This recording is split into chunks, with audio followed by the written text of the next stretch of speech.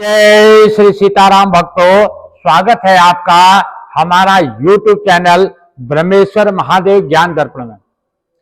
भक्तजनों, आज हम चर्चा करने वाले हैं माघ मास के शुक्ल पक्ष में जो गुप्त नवरात्रि आती है। इन गुप्त नवरात्रि के बारे में हम चर्चा करने वाले हैं कि ये कब से पड़ने वाली है, इसका क्या रहस्य है, क्या महात्म्य है, इसमें कलश स्थापना का समय क्या रहेगा, ये सब हम जानकारी देने वाले हैं। भक्तजनों, यदि आप हमारे इस चैनल पर नए हैं, अभी तक आपने हमारे इस चैनल ब्रह्मेश्वर महादेव ज्ञान दर्पण को सब्सक्राइब नहीं किया तो सब्सक्राइब कर लीजिएगा। वीडियो आपको अच्छी लगे तो इसको लाइक कीजिए, ज्यादा से ज्यादा लोगों तक शेयर कीजिएगा। भक्तजनों, जैसे कि नवरात्रि जो है वर्ष में जो है हमारे 4 बार जो है नवरात्रि आती है।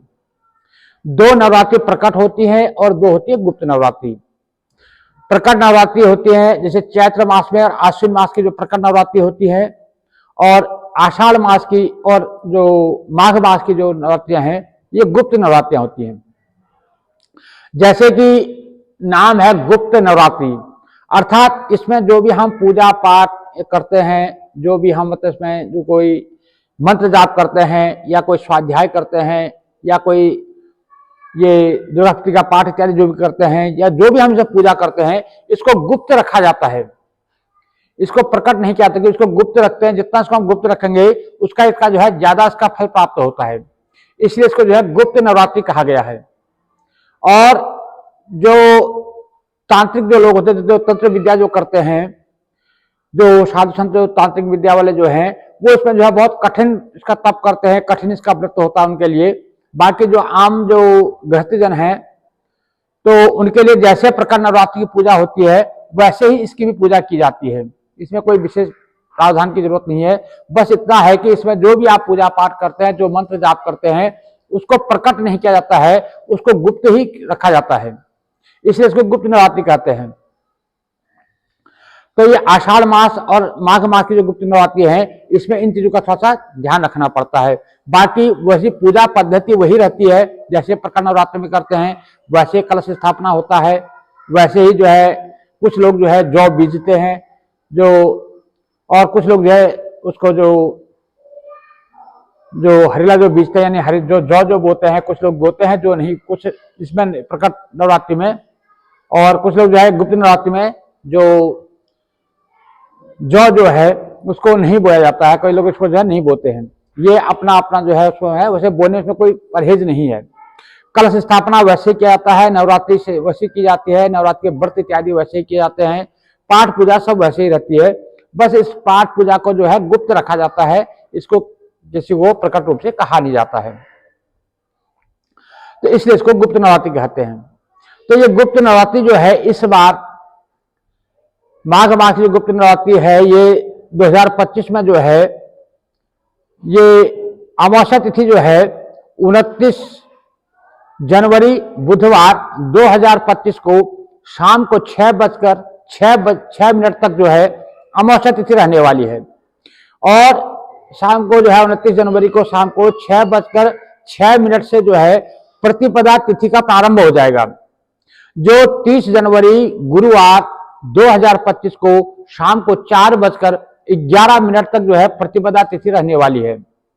इसलिए जो है 30 जनवरी गुरुवार 2025 को जो है ये गुप्त नवरात्रि जो है दिन से शुरू की जाएगी। तो यानी पहला नवरात्रा जो है 30 जनवरी 2025 को रहेगा।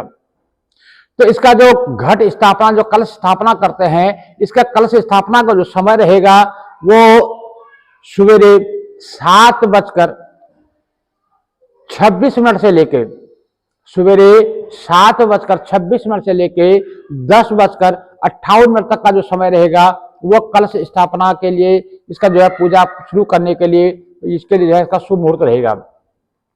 यदि कोई भक्तजन जो है इस शुभ मुहूर्त में जो है किसी प्रकार से कलश स्थापना नहीं कर पाते हैं या पूजा नहीं शुरू कर पाते हैं, तो उनके लिए फिर रहेगा अभिजीत मुहूर्त जो होता है दोपहर में।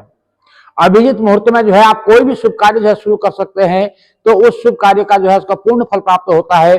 और वो जब प्रतिदिन आता है, वो जो अभिजीत मुहूर्त जो रहेगा वो रहेगा 30 जनवरी को दोपहर में 12:14 से लेकर के 12:58 तक जो है ये अभिजीत मुहूर्त रहने वाला है। तो इसमें आप उस पूजा को, कलश स्थापना इत्यादि पूजा पाठ अपना शुरू कर सकते हैं।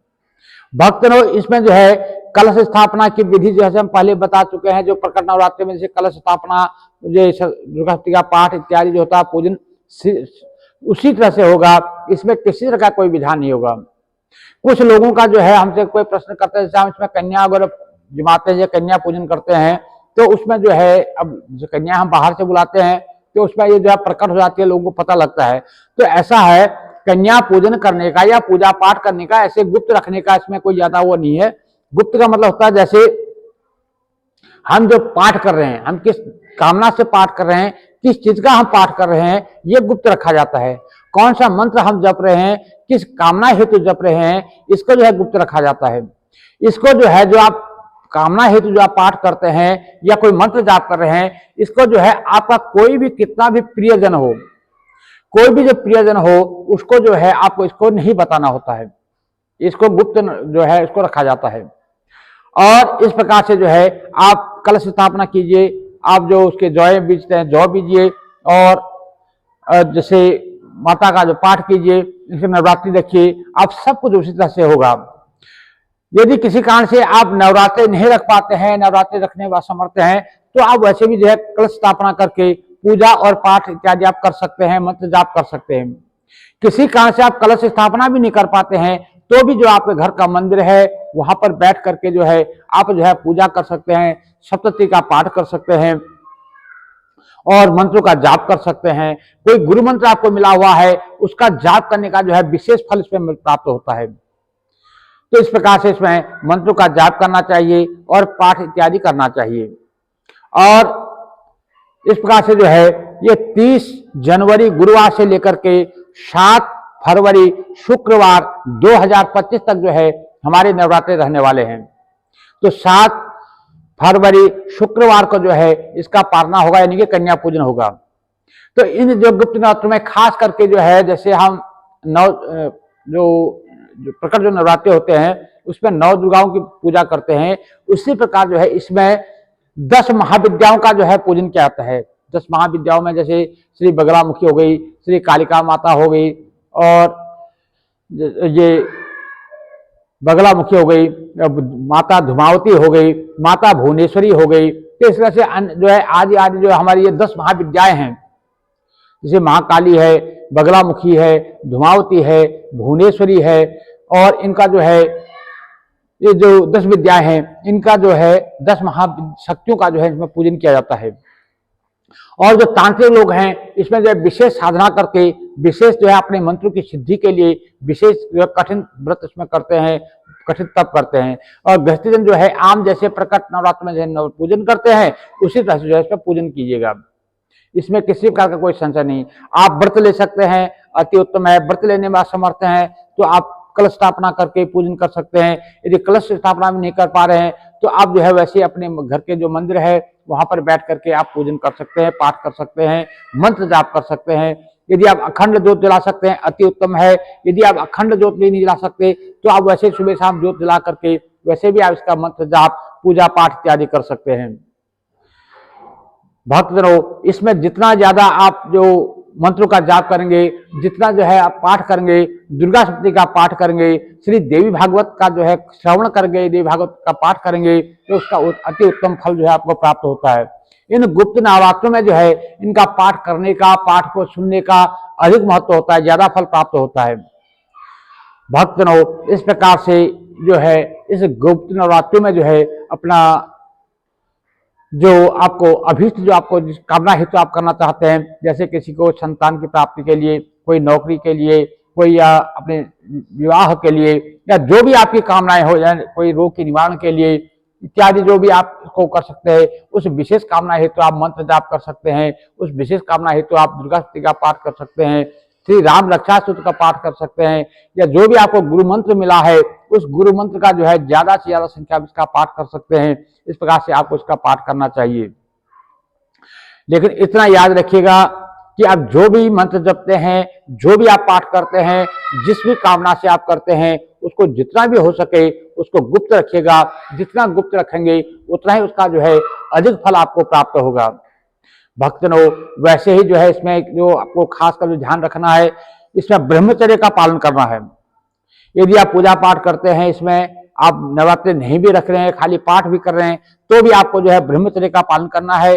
सुबह ब्रह्म मुहूर्त में उठना है, सात्विक आहार लेना है और किसी की निंदा चुगली इत्यादि से बचना है, झूठ फरेब से बचना है। किसी जो पातकी मनुष्य हो, जो गलत व्यभिचारी जो हो, कोई गलत आचरण करने वाला, कोई नशा इत्यादि करने वाला हो, कोई चोर उचक्का हो, कोई व्यभिचारी हो, उससे आपके संपर्क में नहीं रहना, उससे बातचीत नहीं करनी है।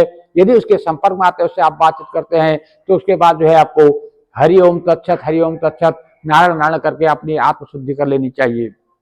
और मनसा वाचा कर्म, मन से, वाणी से, कर्म से पवित्र होकर के जो है आपको माता जी का ध्यान करना है, माता जी का पूजन करना है। माता की जो है जो आदि शक्ति माँ भवानी है, उसकी कृपा प्राप्त करने के लिए आपको जो है उनका विशेष पूजन करना चाहिए। भक्तों, इस गुप्त नवरात्रि का जो है आप अधिक से अधिक लाभ लें।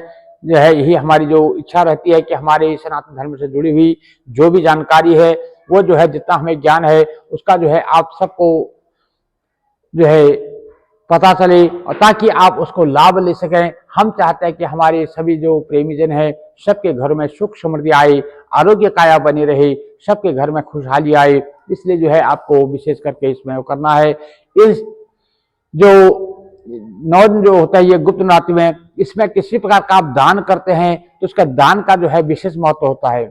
आप इसमें गौदान कर सकते हैं, गाय को हरा चारा इत्यादि खिलवाइए और गाय का जो है सेवा, गाय की सेवा कीजिए, ब्राह्मणों का पूजन कीजिए, ब्राह्मणों को भोजन के निमित्त जो है कुछ न कुछ दान कीजिए। आप जितना आप इसमें कर सकते हैं, माता उतनी ज्यादा प्रसन्न होती है। कोई सर्दी का मौसम है, आप गरीब जनों में जो है, जैसे कोई असमर्थ लोग हैं, उनको आप कोई गर्म कपड़े, गर्म जो है ऊनी वस्त्र इत्यादि दान कर सकते हैं, गर्म कपड़े दान कर सकते हैं, कोई कंबल इत्यादि दान कर सकते हैं, या जो भी उनको आवश्यकता हो, कोई बीमार है उसे दवाई दान कर सकते हैं।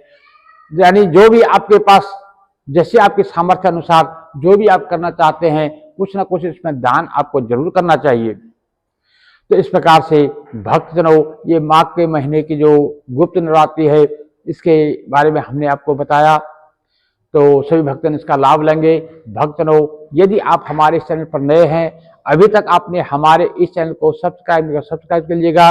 वीडियो आपको अच्छी लगे तो इसको लाइक कीजिए, ज्यादा से ज्यादा लोगों तक जो है शेयर कीजिएगा। भक्तजनों, फिर मैं अभी बता दूं कि इसमें आपको जो है प्रकट नवरात्रि की तरह ही एक नवरात्रि की जाती है। इसमें किसी प्रकार का कोई संशय नहीं। जैसे आप जो प्रकट नवरात्रि, जैसे आश्विन मास की और चैत्र मास की नवरात्रि करते हैं, उसी प्रकार से जो है कलश स्थापना करके, उनका पूजन करके, उसी प्रकार से जो है खत्री बीज करके, यानी जौ बीज करके, इसको भी जो है उसी तरह से जो है इसका पूजन किया जा सकता है।